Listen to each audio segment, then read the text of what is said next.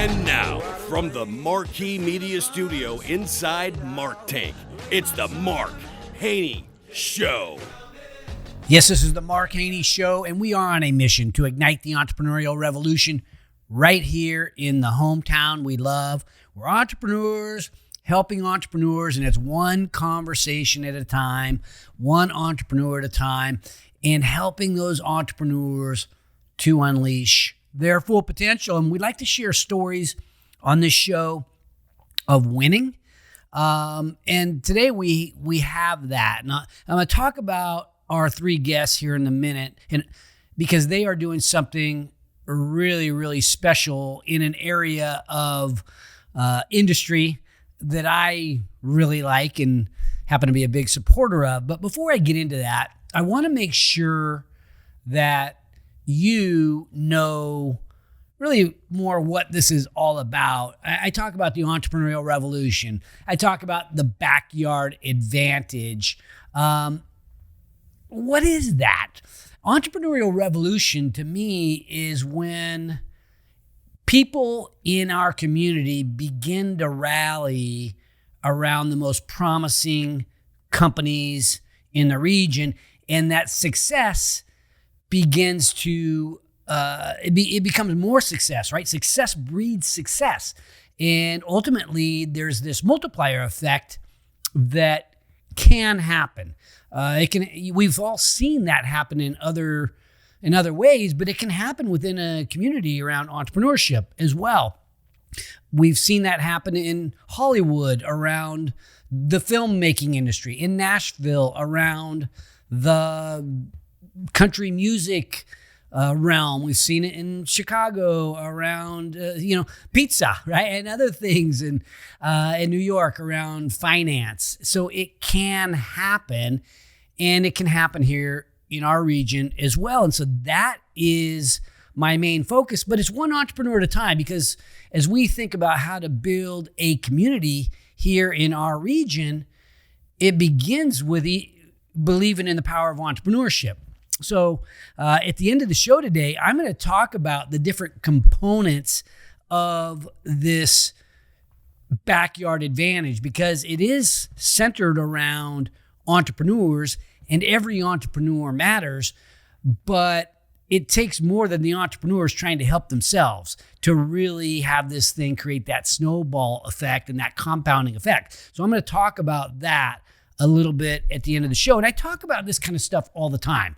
So some of you subscribe to the show. So if you are a YouTube follower, make sure you hit the subscribe button. If you've seen some of my Instagram stuff, I'm at the Mark Haney. So follow me on Instagram. I'm beginning to talk more about the backyard advantage and the entrepreneurial revolution and how you can get involved, because it's really what we're doing here in Sacramento is extremely unique, and it's very special, and it's beginning to happen. So follow me on Instagram, subscribe on YouTube. I'm also on Facebook. Hit me up on LinkedIn if you want to connect directly with me. We have events like Hanging with Haney, where I meet with entrepreneurs to share to better understand what they're going through. It's kind of like AA for entrepreneurs. We get into these small groups and we talk and figure out how we can help one another and talk about how great we're going to be. And it's talk about how difficult it is, and it can be therapeutic for all of us in many ways. So, we also have a big event every year called GFX. The one that we just had has passed, but the next one is next October. It's October 20th. And so there's ways to get plugged in if you are inclined to want to understand more about the backyard advantage. So enough about that. I'll talk a little bit more about that at the end of the show. Today's show is about a true entrepreneur. He is building a company, as I mentioned, that is right up my alley in many ways, because it's around an industry that I love, and that industry is the beer industry. Yes, those of you that know me well know that I like to drink a cold beverage now and then, especially after a hard day's work or after a long weekend or at the beginning of a long weekend. It could be the end of a long weekend. It could be at a sad time. It could be at a happy. Really, there's no bad time to go have a cold glass of beer. And so we're going to talk to a guy that's built his business out of that. He is the founder of Moksa Brewing. His name is New Boonkham. He also goes by New Soul, and he's bringing on Scott Williams, his co-founder, and their head brewer and also partner, Derek Gallanosa. So stick around. We're going to hear the story of Moksa Brewing and their expansion here in South Placer. Hope you enjoy the show. I know I will. They even brought me a gift of some beer that I intend to dive into a little bit later. So stick around, my friends. Today we are going to have the opportunity to talk about three of my favorite things: beer, number one; food, number two; and number three, entrepreneurship. I am here with the guys that own Moksa Brewing and we'll talk about their newest business too, which is actually a combination between beer and food. So we'll talk about that. We're here with New Boonkham, Scotty Williams, and Derek Gallanosa. Hopefully I'm pronouncing your guys' names right. Welcome to the show, guys. Yeah. Thanks. Yeah, glad to be here. Okay, great. So we'll get to know each of you separately. I know New because we are invested in in the same company, one of the same companies together. And then he was kind enough to bring over some beer to one of our events. And it's like, I love this guy. And so I ended up going to your guys' grand opening of the restaurant that you guys did with Hawks. And that led to this opportunity. So thanks for coming on the show. Let's talk about the journey to entrepreneurship. How did this opportunity surface? You want to start New? the Moksa opportunity. Well, I'm always into beer. Been drinking for a long time. And the opportunity came when we saw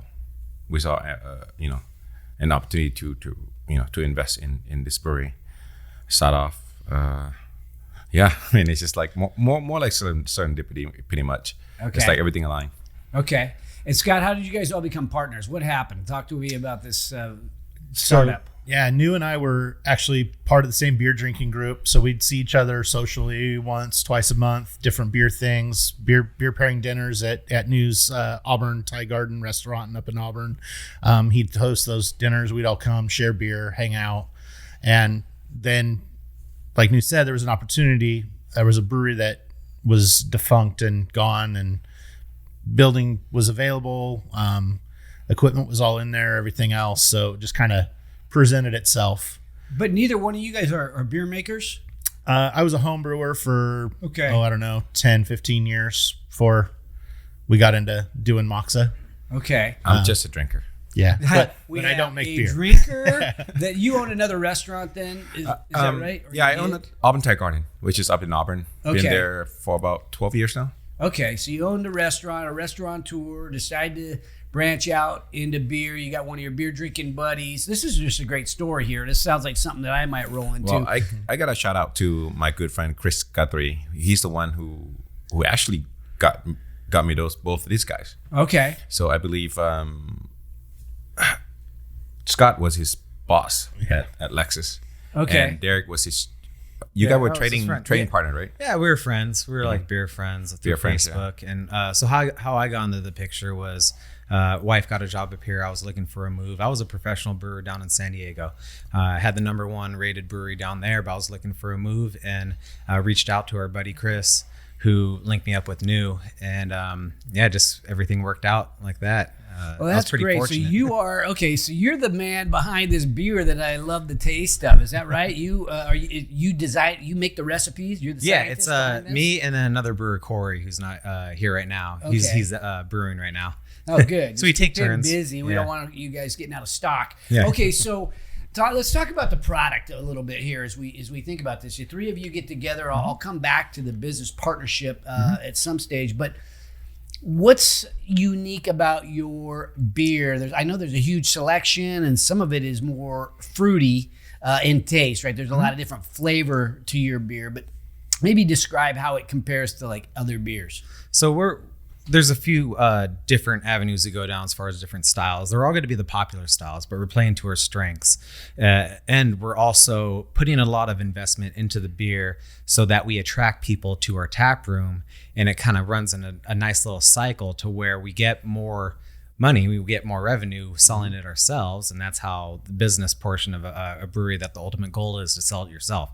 So by us doing that, we're able to invest some of that back into the beer and create even more flavorful beers.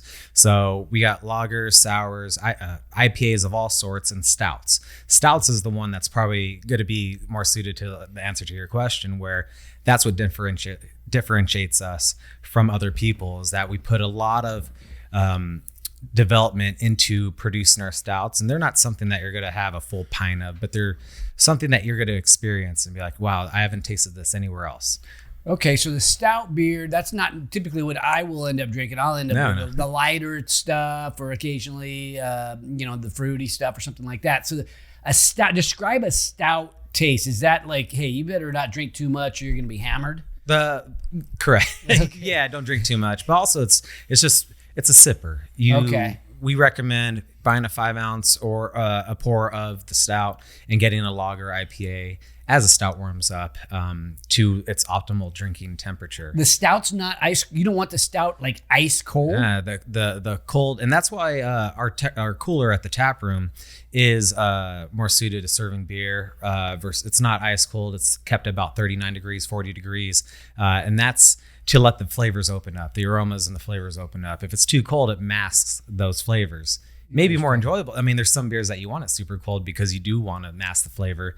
But for us, we want those aromas, those flavors really jump out of the glass. So when I've been over there and got beer, I remember going over to your opening of the restaurant. I don't remember the beer being warmer than normal. It was cold. It came out. It was cold. No, it's cold. And then the idea is wait for it to settle in a little bit and warm up a tiny bit. The lagers and the IPAs, they're meant to serve immediately. The stouts, because they are kept in the same cooler, they could go a little, like about 5 degrees warmer. Interesting. 5-10 degrees warmer, and they'll start to open up. But those beers you're not drinking fast, so by the time you're sipping on it, you're experiencing throughout time different flavors and aromas as you enjoy the beer. Okay, so which is the most popular beer? Which one do people love? We actually rotate all of our different beers, so we're not making the same beer over and over. We're playing with different hops, playing with different ingredients. With the stouts in particular, we are using all real ingredients, so real coconut, real vanilla,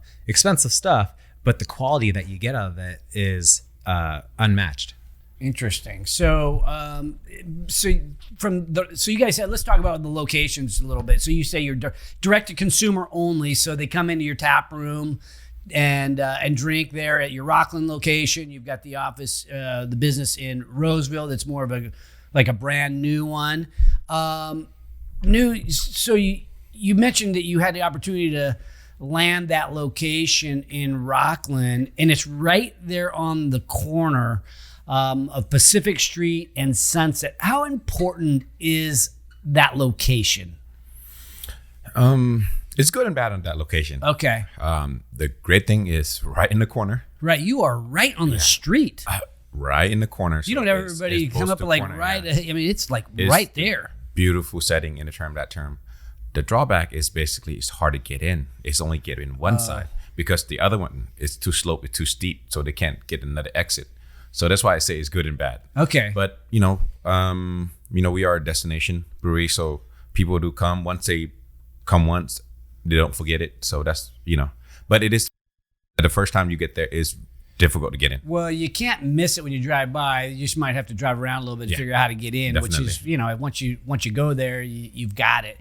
Yeah. How far do people come from to come visit you and get some beer? I was talking to Derek. He's like, "Hey, we're running this thing worldwide," and then they come to Rockland. Yeah, exactly. Whenever they stop by, we're a destination. So, there's so many people that hit us all up and say, "Hey, we're in town.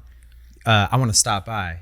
Yeah, wow. It's like whenever people pass through Sacramento on the way to Tahoe or just in Sacramento in general, they want to make the trek out to the brewery because they heard about it through their friends wherever in the world. That's really cool. I had a guy hit me up yesterday. Hey, I'm coming up for Aftershock, but I'm needing to make a trip out to the brewery. Tell me exactly where it is. I'm going to come. before I go to the after shark. I'm like, Well, okay. I think, and your location, it's great if you know where it's at. It's really not that far from Interstate 80. It really, if you're going up to Tahoe or excuse me, up to Reno, or back and forth to the Bay Area, it's not right on the freeway, but it's not that far off. Yeah. 3-minute drive. 3-minute drive from the freeway. So in many ways, it's convenient. So you end up, let's talk about the origination of this thing. So you had an opportunity to like buy all this equipment and this defunct business. And then you said, hey, because of my background in business, we can turn this thing around. Well, when it started, we were supposed to lease that building. And then one thing or the other happens, and an opportunity came up. They would purchase the building. Actually, at that time, Scott was involved already, and then my assurance here, Scott has been with Lexus for 28 years? Yeah. And been managing about 24. So it's important to have him on board so that, it's a big move. So, we need someone who knows business, i.e. Scott is probably more, better in business than myself. How did the automotive business translate over to beer? Different widget. Really. Okay. I mean, I was running fixed operations, so parts and service. So in the parts business, I'm selling parts. In the service business, I'm selling labor, right? Hours labor. I only have so much labor available every day to sell. You want to sell out every single day, right? Just like parts. It's like, I'll sell everything we have in stock and we'll order the rest, Same thing goes for beer. The goal is to sell out of everything that we make in a quick time frame because our beer is always going to be fresh. Make enough beer to meet local demand in the local market. Once we realized we could make enough beer that we could support a second location, the planning started for the new barrel house project that we have, which we're in partnership with Mike and Molly, the owners of Hawks and Hawks Public House downtown. And that kind of just built that from there.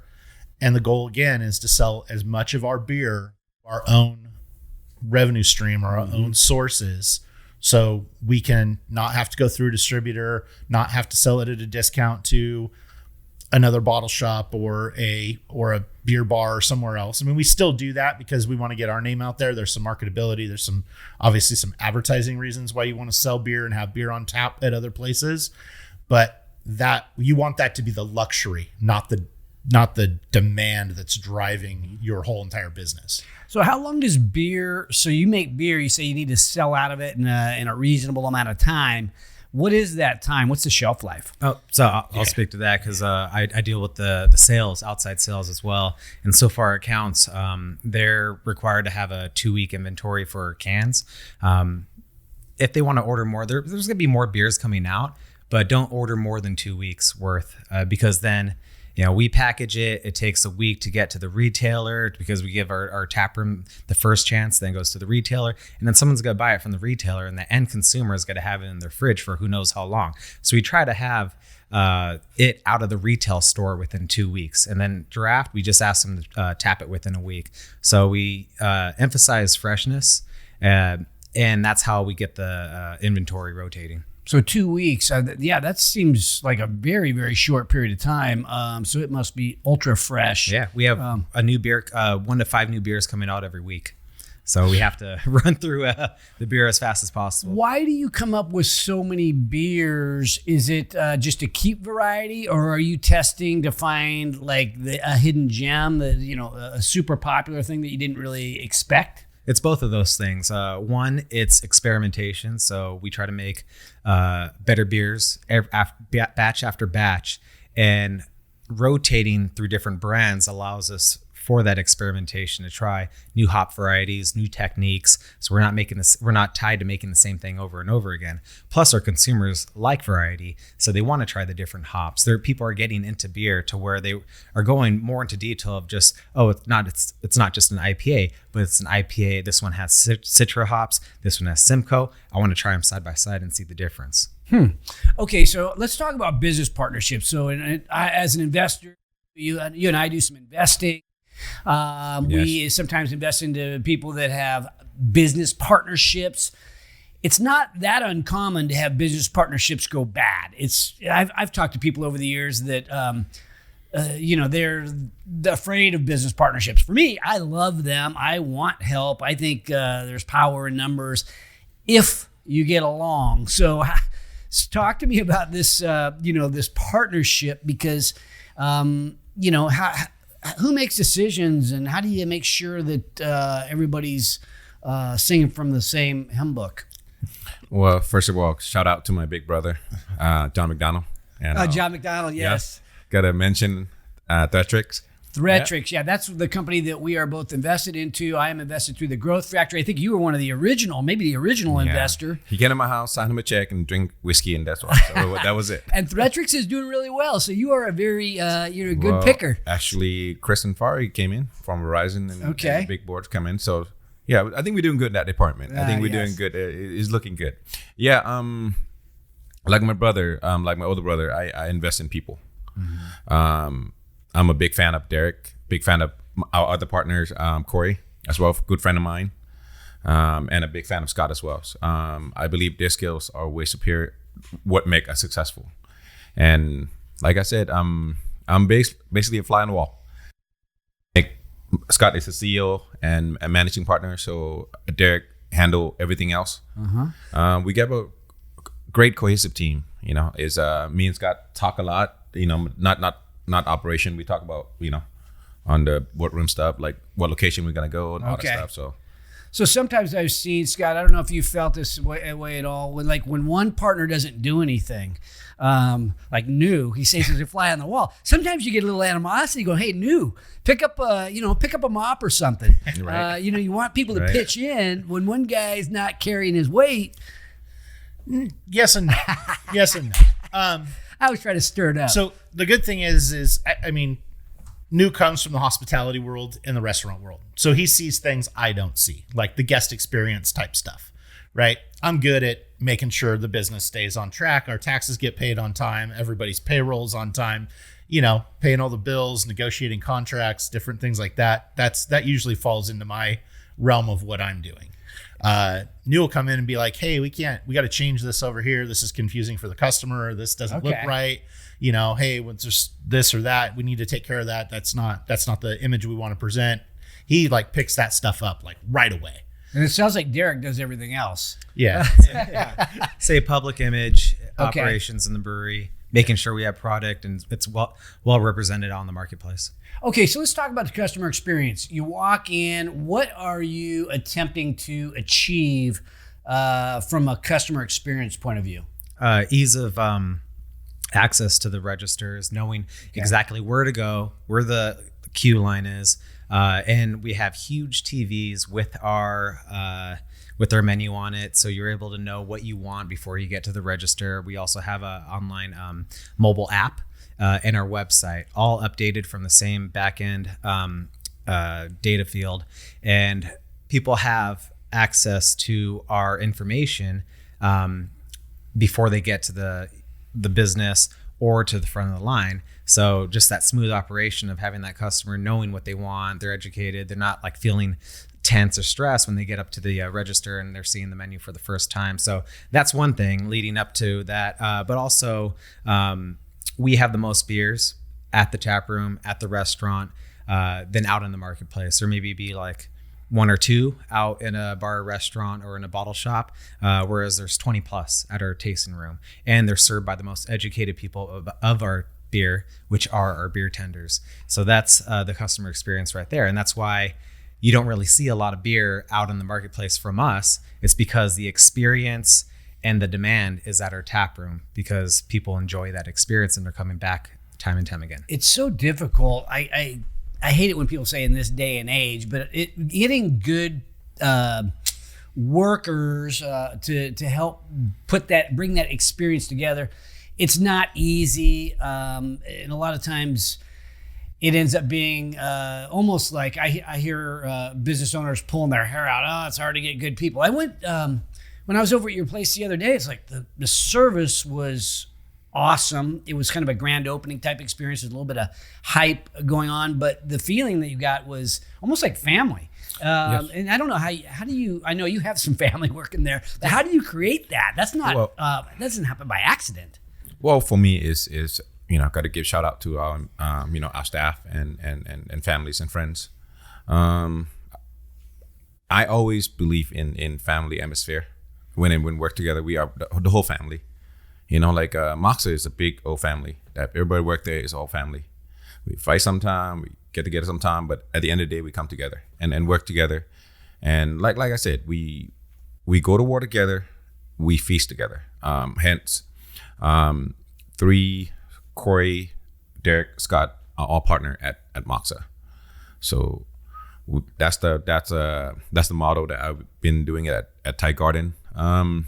Again, Piper, got to give shout out Piper. She's great with her staff. She's our taproom manager. Yeah. Okay. So it's it's for me, it's just having great. I like that mantra. Sorry to interrupt you. The mantra of we go to war together, we feast together. That hits home with me because building a business is not easy. And what you guys are doing, and you guys are expanding. You're doing so well. You're expanding. You're taking risk, but you've got to have some confidence in that that family. You are as good as your team, and we have luckily we have a great leader like Scott, and a great brewer like Derek, and he's a marketing genius. Yeah. So I would say it starts with our employees. It ends with them staying with us. Part of it's incentive as well, but it all starts from the product. So it's putting that effort into creating a great product, marketing it well. And for our business, the more people that come to our tap room, the more tips they get, right? So putting in the effort into the product, into the marketing, and creating that draw back to your space versus selling it out to a retailer creates incentive and loyalty within our and retention within our customer or employees. Yeah. And another point of that is basically, I'm not sure if this is relevant, but we are self-funded, so we're not owed to anything. We don't have to answer to the bank. Just me and Scott just put a head together and just like, hey, you know what? The last one with Barrel House, right? We just this is what we can afford to do. Yeah. That's helpful. This is what we can afford to do. That's interesting because I think we're all faced with that, whether you're FedEx or a small business. What are we going to do with what we got? What can we afford to do? Yeah. How can we allocate the resources appropriately to maximize the opportunity? And Derek, I want you to remind you. I want you to have myself remind you that we are invested into a company through the Growth Factory called iRate. And it helps promote online reviews and customer incentives for employees. So it's kind of a combination thing. They were on the show a couple of weeks ago, so I got to make sure I bring that up to you because it might be something that for customer service type of businesses, you want to have these employees extra incentivized to help drive social media traffic and online reviews and so on. So I'll bring that up to you after the show. So you've built this cool culture. The business is growing. Let's talk about the partnership with Hawks, the Hawks people. So now you've introduced food. I know you have food trucks over at the brewery, which is pretty common among tap rooms. But now you've brought on people who are recognized as some of the top restaurateurs in the region in Hawks, very high end. I think by most people's standards, but now you're bringing it to the brewery, right? Which is really more of it's more casual dining. Yeah. Talk to us about that decision. Well, again, like I said, I always believe in person who I go in business with. I always been a big fan of Mike. Chef Mike is one of my favorite chefs around. I'm not just saying it. I always look up to him because I used to be a waiter at Rentai in Roseville. So he always coming in. It's like, oh, that's Hawks and Molly's, but they're high ends. So you always look up to that. So once we opened Moksa, he came in. He actually is one of our advocator. Advocator is one of our members. So he's like, we have to talk one more. Hey, I love your beer. I'm like, I love your food. Next thing you know, you want to do something together? Sure. And I love that. Pretty much. It's like a cooperative effort. It's interesting because when I was over at your place the other day, I saw Taro from McCooney's there. The owner of McCooney's is hanging out at your place. I'm like, Taro's awesome. This is a good vibe here, and so big fan really of his too. Impressed. Really big fan of his. He actually came from an event. I asked him, "Hey Taro, we have this opening." He's like, "Oh, I have catering that day," and then he texts me later and it's like, "You know what? When I'm done my catering, I'm gonna go stop by and see you. That's So great. he finished at 7. He actually closed up early, and then he's in still his catering suit, He probably wanted some of that Hawks food. right? Maybe Go Moksa Beer. sushi all the time. You can't Right. do that. Maybe Moksa Beer. A good friend with Kevin, his sons, and Greg. I mean, not Greg, Doug McFarlane, right? Yeah, yeah. The financial guy. Yeah, the Beard. Was that how you say it? Baird. Beard. Yeah, Guys from good Baird. people, very good people. So Yeah, Well, that's they're- great. No, it's all about relationships. Like you said, we were friends with Mike before. Him and his wife Molly own Hawks and Hawks Public House. So, it's always good to go into business with people you like, people you trust, people you're friends with. And they come on board to do the food side stuff with us. Obviously, we'll handle the beer side stuff. So that works out really, really well. This is their run at kind of more of a fancy, fast casual. The food that we're doing is elevated quite a bit more than what you would expect from a burger and chicken sandwich place. All the sauces are made in-house from scratch. The chicken is literally brought in fresh. We trim it, we dredge it in flour, and then fry it off so it's fresh. It's not, we brine it. So there's steps I had a involved. bacon cheeseburger. It was perfecto. Yeah. Sourcing. Sourcing the meat. That grind of meat that we have comes from Double R Ranch, which is a well-known meat River supplier, Snake River Farms, American brand, basically. And then, it's that grind of meat is specifically for us. well, on top of that, we also have our good friends, thanks to Derek, Moksa Coffee. Oh yeah. That we actually Moksa Coffee. Correct me if I'm wrong, but they won Roaster of the Year, and last year represent us at the World Cup Coffee and placed the highest of any American roaster. Yeah, so Moksa Coffee, they're down in San Diego. That's also part of our business plan for the restaurant. We offer coffee starting at 7 a.m. all throughout the day. And Moksa Coffee, 2020, they won Roast Magazine's Micro Roaster of the Year in the world. And then this past year, their head roaster was the best head roaster of the year and competed in Italy, representing the country. So we definitely try to seek out the best partners, ingredients to present here. I mean, it seems casual because you think, brew pub or, brewery restaurant, but really each individual detail has put a lot of thought. We put a lot of thought into it. Yeah, I think that's the difference between going to a national brand to get food or for your customer experience and going to more of an independent entrepreneurial opportunity is the extra love that goes into the beer, goes into the food, goes into the customer service. You're not just a number. You're not just looking at, I'm sure you're looking at every dollar, but it's really about providing the ultimate customer experience so that, people come back. Yeah, Right? it's not- unique to us. There's no other experience that you have because there's nothing like it. Whether it be the tap room, which is more beer focused, has some food trucks Wednesday through Sunday, and that's where you kind of geek out on beer, where most of the beer big in-demand releases will be. But then you got the restaurant where you go with, you're going to have the same menu every time. You could bring the family. It's a little bit more wide open, a little bit more spacious. So we have two different options, but each one we put a lot of effort into the customer And I should probably experience. mention where the restaurant, the partnership with Hawks is. That's called the Barrel. That's called the Barrel. Moksa Moksa Barrel. Barrel. Knox Barrel, yeah. So Barrel House.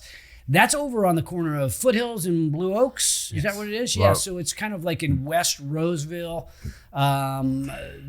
That area is really built out over the years. So, and there's a lot of, light industrial and some retail, but housing galore back in there. And even Roseville, talking to their economic development side of the city of Roseville, they're like, it's a grossly underserved section of town.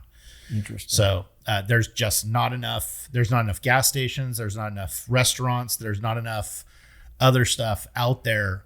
They're starting now to get third and fourth and fifth grocery stores online with the new Rayleigh's that just opened, the Nugget that opened a year and a half ago.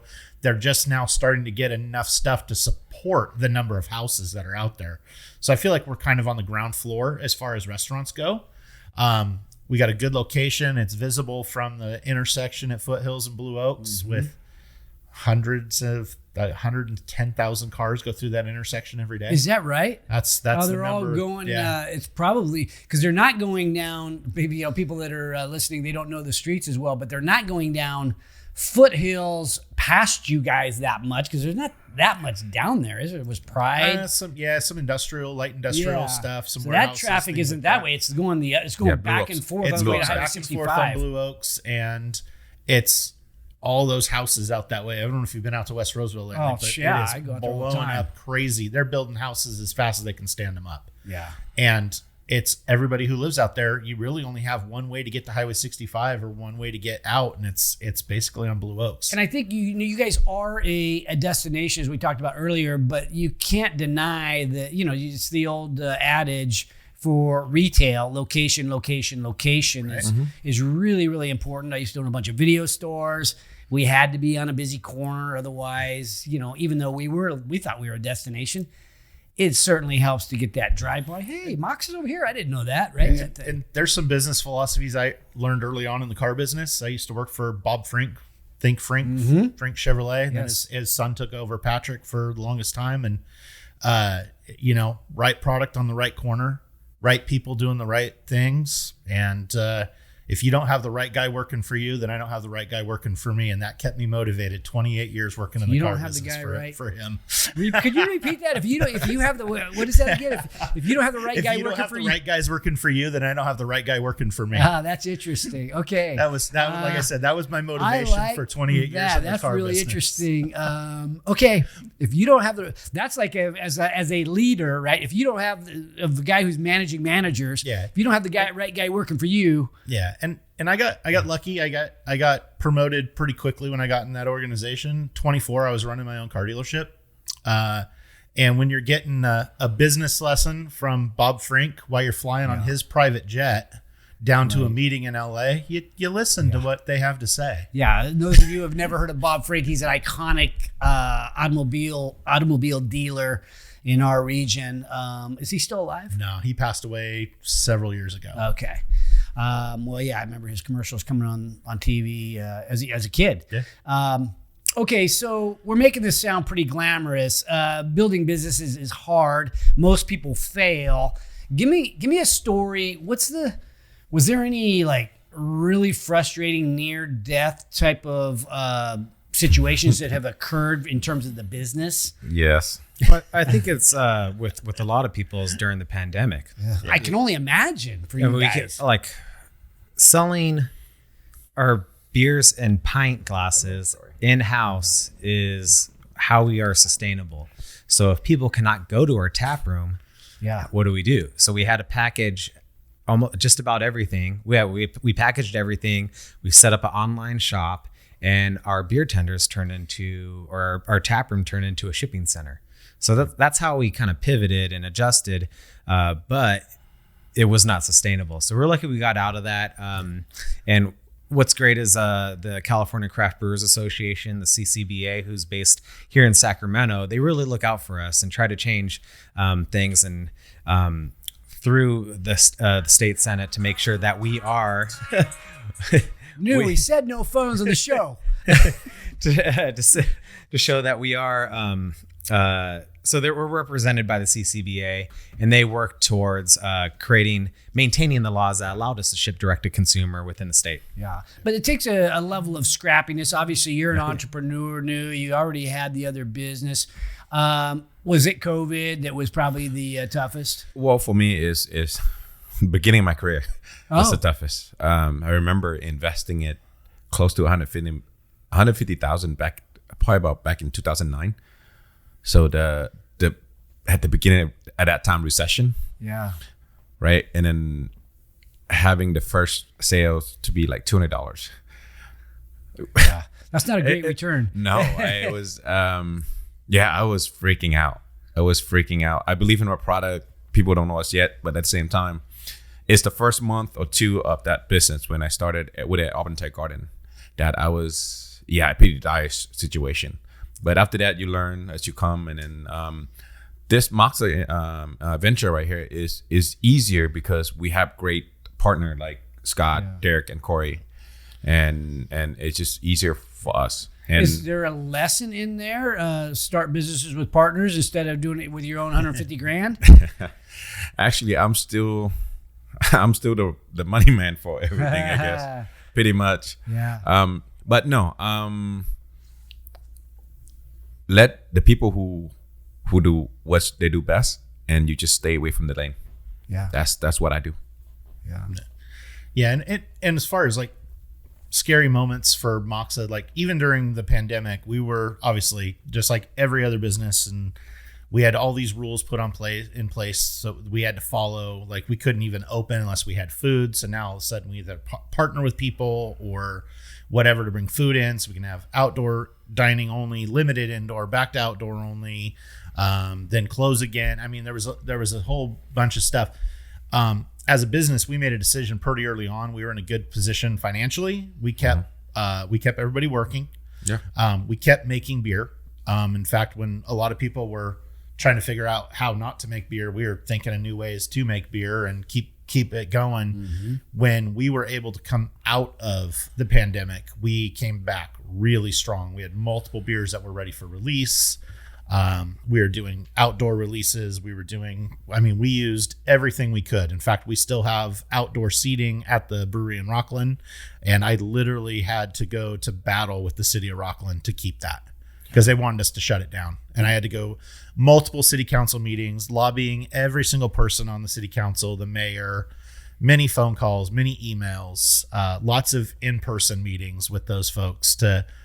It went from having one person who supported us to basically getting a unanimous vote. That's great. And it wasn't just for Moksa, it was for every business in Rockland that had outdoor seating. Yeah, they're business friendly, but that was an interesting time when we're worried about state and federal mandates upon the municipalities. And you're like, am I supposed to enforce this? Do I enforce this? Now looking back, we're like, okay, really? Did we all overreact a bit? Yeah, the city wasn't necessarily after us because they didn't want us to have something, but it's like it comes down to ADA compliance. It comes down to total amount of like capacity for your business and stuff like that. Parking issues. They had a laundry list of things that we had to kind of get over. Okay. With doing this, doing that. It wasn't like they're like, hey, business, we don't like you, we're going to shut this portion down. It wasn't that situation. It was more of a like, hey, where you're set up, you're taking up some of your available parking. Oh, by the way, it's not ADA compliant. Okay. Oh, you're now with your outdoor seating and your indoor seating that you can now run back to capacity. You're exceeding the maximum capacity, the occupancy of your business. So you don't have the facilities, you don't have enough restrooms, you don't have, from a city standpoint, that's the direction they were coming from. Yeah. They were very helpful though. Okay, I mean, they were trying to make us stay open. Same thing with Roseville. Got a big shout out to Wayne and Dom. Very helpful with us regarding the Moksa Barrel House. Again, I want to bring back to the importance of self-funding. Like if you don't owe any debt to nobody, then we if we owe money to the bank, 2020 would be a lot tougher than we would have been. Yeah. So good for you.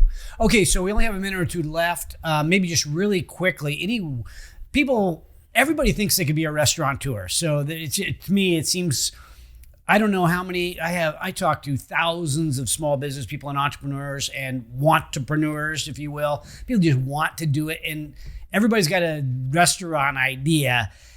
And we all know it ain't easy. So just give me quick advice to that person that thinks they've got a thing and they want to maybe take that next step in opening up their own food or beer business, restaurant.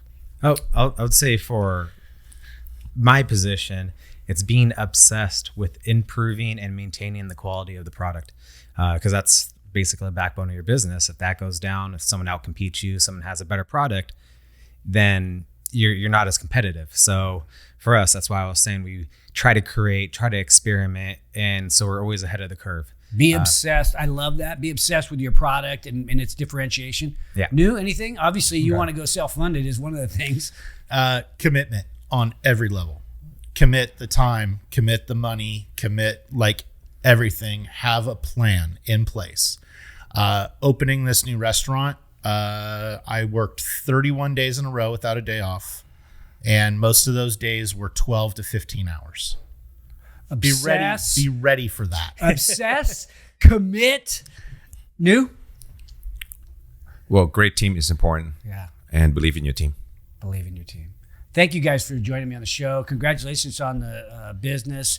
Thanks for bringing over the gifts that I put in my fridge already. I have another podcast coming up, so I decided I'm not going to indulge. It was morning, I think, when we started this thing, so I decided, you know what, I'm going to hold off.